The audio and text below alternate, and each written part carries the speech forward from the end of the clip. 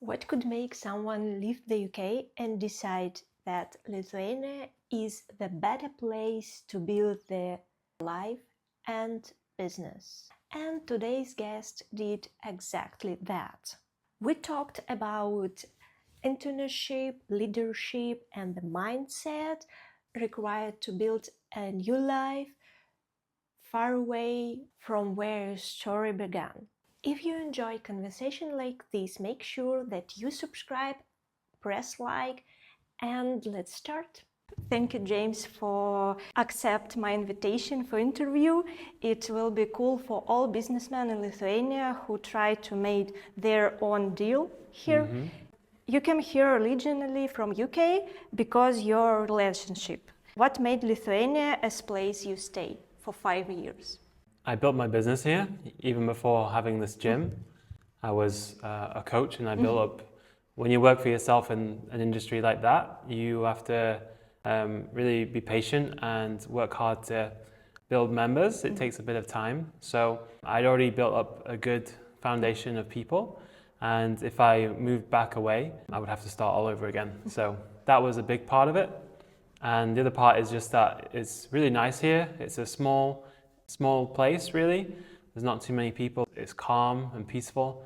And I think that is a big reason why people stay here, because it's calm and a nice place to be. Why did you decide to start business here instead of returning in the UK? Here I have a much bigger impact on the local community, I think. There's a lot of, obviously we're in Lithuania, so all of the coaching is primarily in Lithuanian, which makes sense. However, there is a large international community here, and I felt like there was a gap in the market which I could help fill. But that being said, I coach a lot of Lithuanians also. I think 60% of the people I coach are Lithuanians. But one of the main reasons of opening the business was to offer something to the large international community also. You have an absolutely different concept of your fitness club than others. So you give only personal trainers and coaches. Why did you choose these concepts of business?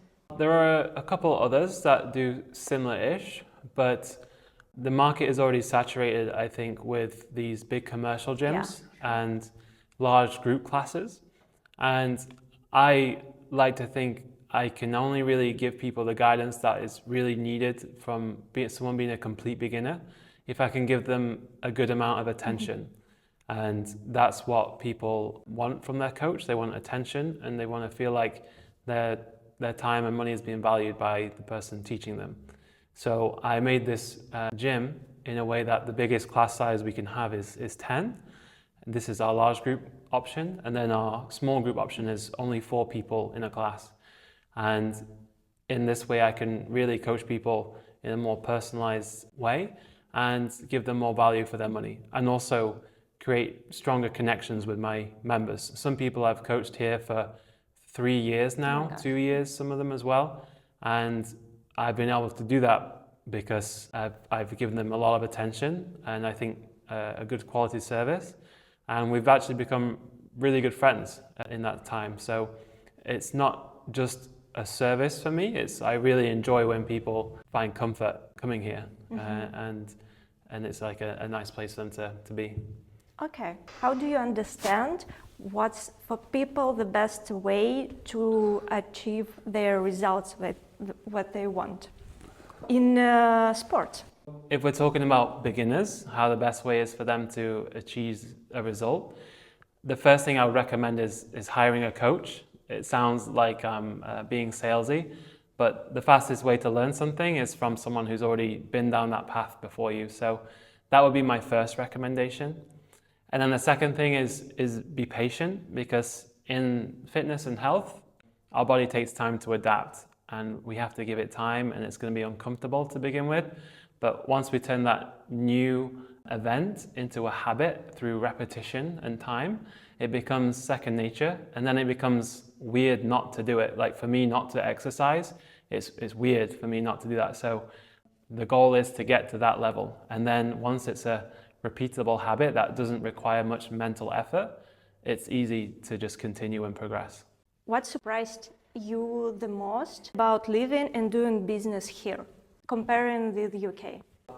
When I first arrived here, I thought I wouldn't ever speak to anyone ever again because I didn't know the language.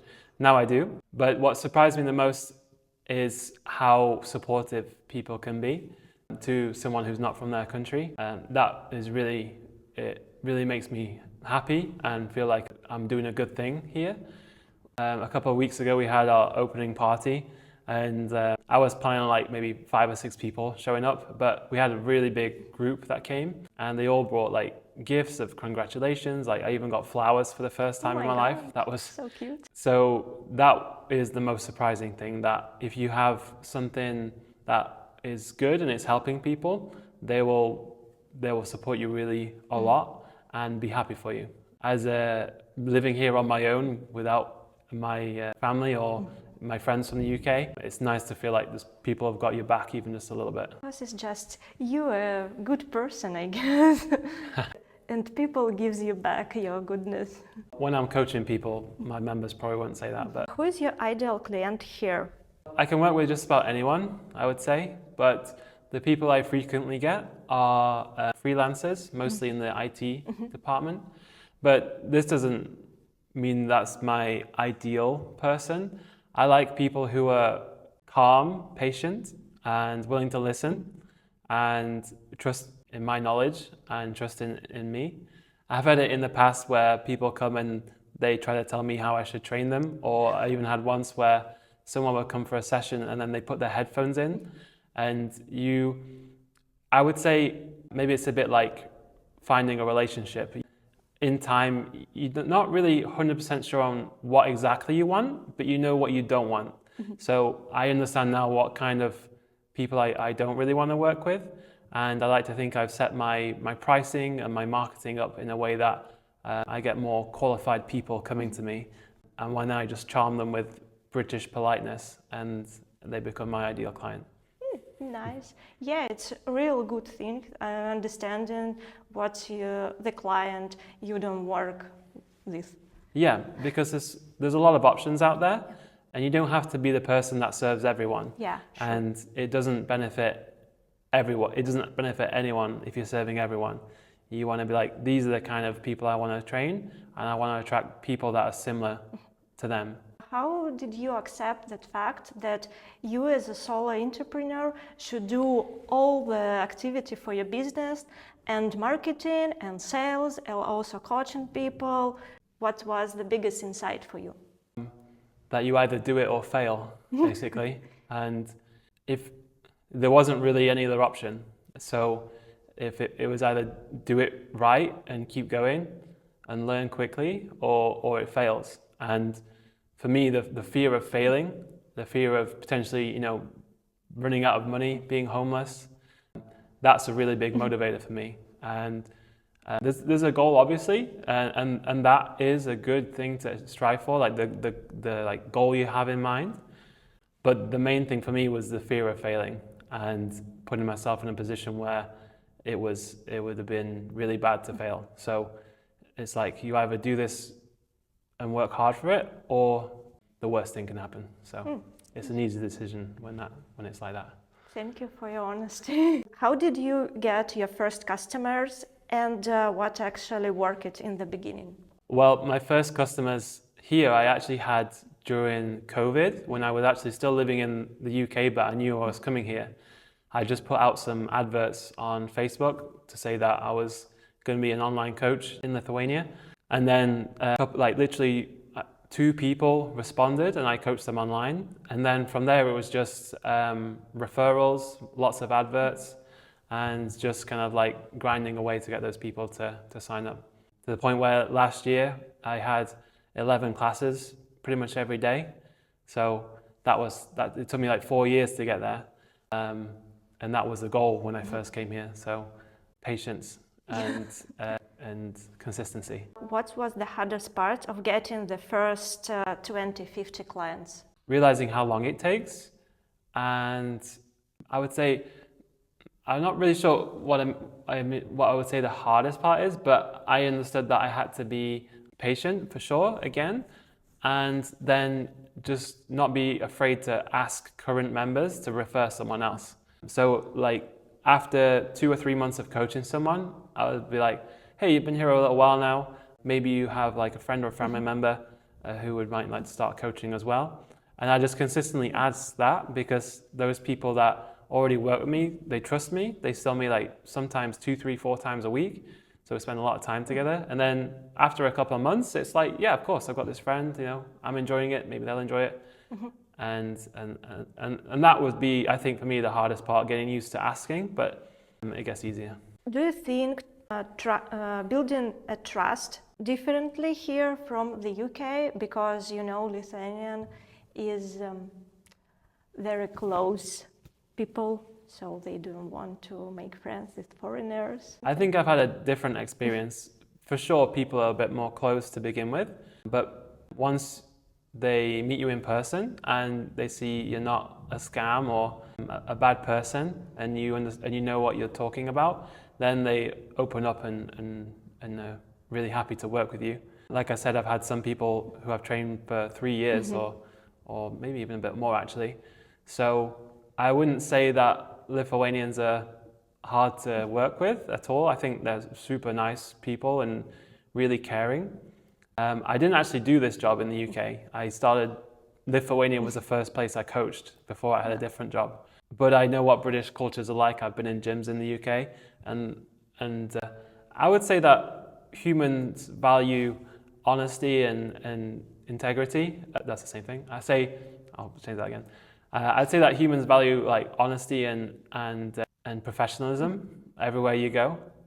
So if I had worked in the UK, I would say that the same principles apply. Do you think that you are in the right place right now? Because as I know, Lithuanians really love to make sport. Yeah, I think so. I coach a few people who are on national teams, and they come to my classes. And yeah, I feel like I'm helping them a lot. They tell me they're getting stronger in their sports from what they're doing. And yeah, I think so. I like that people here are really quite active. Everyone's running, cycling, playing paddle of some kind. They all have a couple of injuries to go with those sports, but that's it's preventable, it's normal. And I like that they come to me to fix those issues. Yeah. Do you ever think about returning to the UK, or Lithuania right now is your long-term home? Yeah, 100% Lithuania is my long-term home. I mean, I have the lease for this gym for 7 years, so I've got to be here for a little longer. But yeah, I really like it. Where I'm from, it's a big place, but there won't be as much meaning for me there. I think I have a bigger impact here. I can offer more value, and I don't really have any intentions of going back to the UK to live. How has living in Lithuania changed you as a person or entrepreneur? I would say I have to find creative ways to get people to work with me, because there's sometimes a language barrier. Sometimes people are nervous to speak in English, which is understandable. And like I said, I learn Lithuanian, and so I'm trying to meet them halfway. I'd say that it's had to make me be a bit more patient, like with what I said earlier, and just really try and deliver on image a lot more. So, and from the entrepreneur side, I have to use a lot of reviews from people who already come to prove to new people that it's working. Sure. So with everyone that comes to me, after a little while, I ask them to write a review on my Google page or my Trustpilot of my, mostly on my Google page. And that's been a really key thing, because people could see that I'm British and be like, oh no, like, he's not from here, he's not going to be as good, or I just won't fit in well with them. But then when they see reviews from Lithuanians, international people, they're like, okay, he's got that, tribe, communal trust, so let's give it a go. What's the hardest part of running the business right now in Lithuania for you? So we're still pretty early. We've been open like this for 2 months now. So my biggest drive is just getting lots of members in. So that is the priority right now, because we have quite high bills to pay, and we're just about managing them now, but I haven't paid myself in over 2 months. So there's that sense of fear is there again. And to some extent, it makes me hungry and drive to make it work, because I have to make it work. Otherwise, I'll be sleeping on the floor in here. That's the biggest challenge right now, so spreading awareness, getting members. And then the second challenge is, for me, I'm a bit of a lone wolf. I like working on my own, but I will be hiring coaches and other people as well. So a personal challenge for me is going to be letting go of some control and trusting in my coaches to be. But I'm looking forward to it, and I'm looking forward to having a few days off. Do you study to make yourself like a manager, more the coach, or just you hire people and try? No, so I would say I used to be in the military, so I have a good understanding of leadership, I think, and the mindset of leadership. But then the sort of systems you implement, there you can learn, I think, from books. I think anything that is worth learning, you can learn from books, as long as you get the right sources. And then from doing it and figuring it out as you go. So there's a famous book, well, I don't know how famous it is. It's called Ready, Fire, Aim. It's like a sort of a way of going about things. You have the idea, you do it, and then you figure it out later. So you have to accept to some extent that you're going to suck the first time you do something, anything, like in the gym, with dieting, with learning a new skill, with a new job. You're going to go for a period of like sucking a lot at it. But if you learn from your mistakes and you get better and you find out what works. So I understand that pretty well, and I'm not that scared to fail, and through the failure comes the right path. So yeah, I'm looking forward to it, because I'll learn more about what works and I'll learn more about myself, and then that skill will get easier the more I practice it. What's your main 3 characteristics to move you forward? I was at a conference once, and this guy was talking about these different personality traits. There's a pessimist, the optimist, the realist, and then the warrior. And the warrior mindset is basically, to sum it up, is like he's beating everyone in the dojo, and he's going out of the dojo to fight dragons, basically, to find the next challenge. And that really stuck with me really well, because, like I said about my previous point, is that the obstacle is the way, like the challenge is the thing that's going to make you better. So I think I understand that pretty well, and it makes you nervous, of course, but if it doesn't make you nervous, then is it really worth doing? If it's easy, it's not worth doing. So I think that is a good characteristic I've had to adapt. Doesn't mean I'm not scared of those decisions, or I'm not scared of losing all of this, but I'm aware that it's the right path to go. So I think that is. The second one is I do have a business partner, so I do have to trust in them and understand that my way isn't always the best way, and that other people's perspective can be good, and you can see a different path, and that would be my second thing. And then the third thing is, like I said already, I think the patient side of things. Nothing's ever really like do or die. And you can take a bit longer on things. And I like this quote, which is like, if you zoom out far enough, you can't see the earth, which means in the end it doesn't really matter, So that is like a thing I like to think about sometimes when I'm stressing. I'm like, if you zoom out far enough, you can't see the earth, like there's a whole massive galaxy out there. So that kind of like de-stresses it. But the first 2 components are maybe the main drivers, I would say. Thank you. Thank you for watching, and if this conversation gave you a new perspective on entrepreneurship, relocation, and business, please like, subscribe, and share it with someone who might find it useful. See you in the next episode.